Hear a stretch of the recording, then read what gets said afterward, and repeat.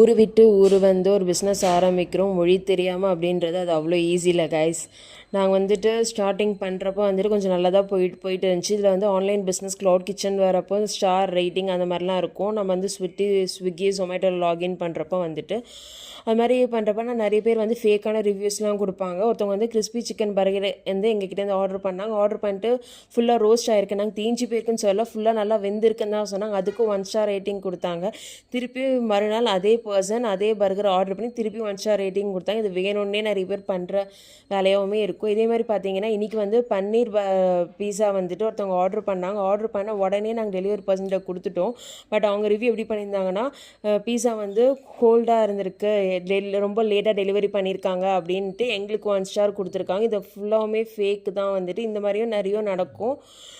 ஆனால் வந்துட்டு okay, we can take care of it.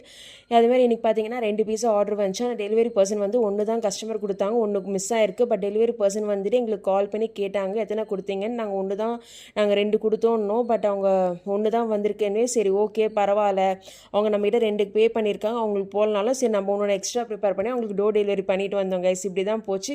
Follow பண்ணிக்கோங்க ஃபர்தர் அப்டேட்டுக்கு.